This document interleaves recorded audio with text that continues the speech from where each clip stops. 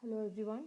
So today we are moving into the union legislature. We are already done with the union executive. So let's start with the union legislature, which you know is the lawmaking body. So union legislature, uh, let's begin. So we have two houses of the parliament, the upper house and the lower house. We will begin with the lower house, which is the Lok Sabha. So the most commonly used name for the lower house is the Lok Sabha. So Article 79 to 123 in Part 5, just for your understanding, it deals with the uh, details of the Indian Parliament. So Article 79 states, there shall be a Parliament for Union, which shall consist of the President and the two Houses, to be known respectively as the Council of States and the House of People. So there shall be a Parliament, and it shall consist of the President and the two Houses. So technically Indian Parliament consists of the President and the two Houses, the Council of States, which is also called the Rajya Sabha, and the House of the People, which we commonly call the Lok Sabha. So I told you we have two houses, the Lok Sabha and the Rajya Sabha, which is why we say we have a bicameral legislature. So bicameral here means two houses. Bi is always indicative of two. So we have Rajya Sabha, the upper house, and Lok Sabha, the lower house. But in most cases, both the houses have got more or less equal powers, except in the case of money bills. Money bills, in the case of money bills, Lok Sabha has more powers than the Rajya Sabha. That we will see later on when we move on to the procedure for passing bills. Okay, so to give you the basic differences between Lok Sabha and the Rajya Sabha, Lok Sabha, which is also called the House of People, Lok Sabha, and Rajya Sabha is called the Council of States. The most striking differences between the two houses are that Lok Sabha members are elected directly by the people, whereas in the case of Rajya Sabha, we have an indirect election. So in the case of Lok Sabha, just as we have recently voted in the Kerala Assembly elections, we have Lok Sabha elections happening every 5 years. We also call them or say parliamentary elections. So everybody who is 18 and above uh, go cast their vote and elect their representatives. So it's a simple direct election. In the case of Rajya Sabha, it's different.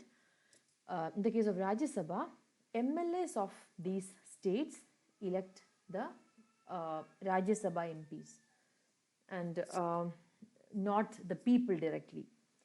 And again, the second difference is that 552 is the maximum membership limit for Lok Sabha, whereas in the case of Rajya Sabha it is 250. Now, when it comes to the nominated members, in the case of Lok Sabha, it is two nominated members. So that two is actually from the Anglo-Indian community. If the president feels that the Anglo-Indian community is not represented enough, then the president may nominate two members of the community to the Lok Sabha. But in the case of Rajya Sabha, we have 12 nominated members. So that's a higher number.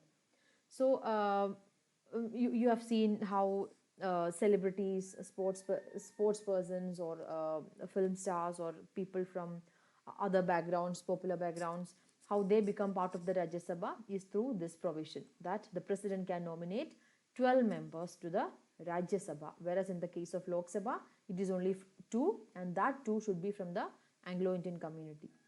And again, the Lok Sabha, it is elected for 5 years. So 5 years is the term for the Lok Sabha, whereas in the case of Rajya Sabha is a permanent body. Rajya Sabha is a permanent body.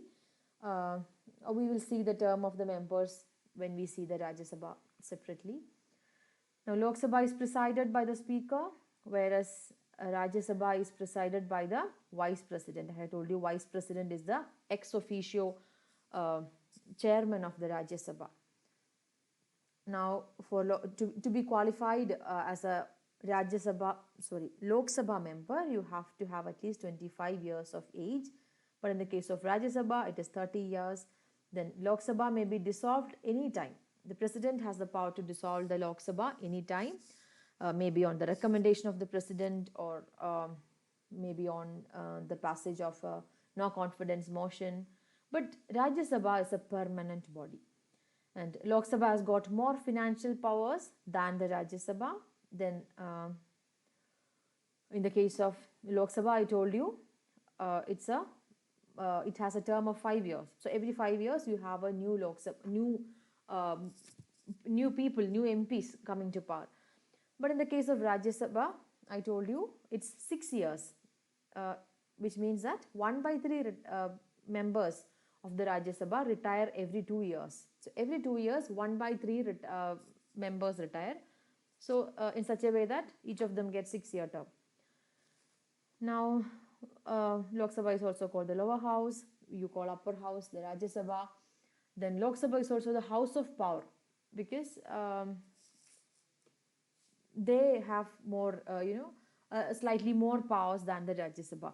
Whereas the Rajya Sabha is considered as a house of unity and integrity. You believe that the members of the Rajya Sabha are, not there for mere political reasons. Rather, they act as unifying and integrating factors. Next is, in the case of Lok Sabha, it is about constituency representation, which means that each member of the Lok Sabha has a constituency to represent. Constituency is, Niyojaga Mandalam. Each MP has a constituency which he represents. So he is representative of that particular constituency, and when it comes to Rajya Sabha, the MP is actually the representative of the state as a whole and not a particular constituency.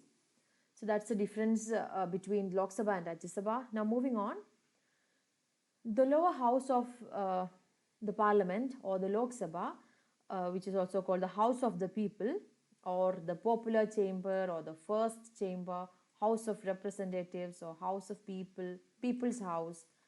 So as you know, they are directly elected by the people based on universal adult franchise. And as you know, we divide states into various territorial constituencies, that is Niyojaga Mandalangal, based on territories, based on area. So each MP will be elected from a constituency, and he represents that constituency in the Lok Sabha. So originally the voting age was 21, but later on in 89, through the 61st Constitutional Amendment Act, we brought down the voting age to 18 years, and today whoever is 18 years of age and above can vote in the election. So as you know, Lok Sabha is not a permanent house. It is constituted for 5 years only. So after the Lok Sabha is constituted, you have a speaker and deputy speaker elected from among the members of the Lok Sabha. So you have all the MPs elected after the general election. So they come together, meet, and elect a speaker and deputy speaker to conduct over the affairs of the house or the meetings of the house. So the speaker and deputy speaker will be elected from among the members itself. So the presiding officer of the Lok Sabha is called the speaker, and deputy speaker usually presides the meetings in the absence of the speaker. Now coming to composition of the Lok Sabha, as we have just seen, 552 is the maximum strength of the Lok Sabha. So out of this 552, 530 members will represent the states, 20 will represent the union territories, and 2, as you know, they represent the Anglo-Indian community.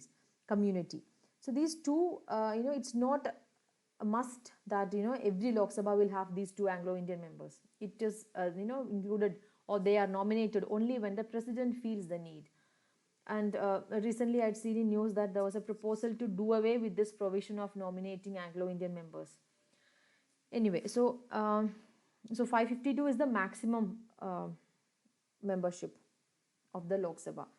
Now, as you know, this 552, which is the maximum membership for the Lok Sabha, they consist of three people. One, the representatives of the state who are directly elected by the people from the territorial constituencies or the Niyojaga Mandalam in those states.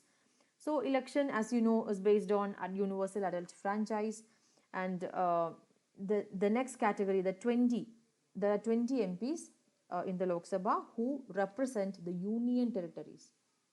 So the constitution says Parliament can decide the manner in which the representatives of the union territories should be chosen to Lok Sabha. So accordingly, the Parliament has decided to conduct direct election in the union territories to elect MPs to represent those union territories in the Lok Sabha. And now the third category, as you know, is the nominated members, those two members from the Anglo-Indian community, and they are nominated if they are not adequately represented in the Lok Sabha. So this is regarding the basics of the Lok Sabha. So tomorrow we will see how this system of election to the Lok Sabha, or what the system of election to the Lok Sabha is. We will see what these territorial constituencies are. We will see delimitation, which is about how these constituencies are created, and we will then move on to powers and functions of the Lok Sabha. So this is all for today. Thank you.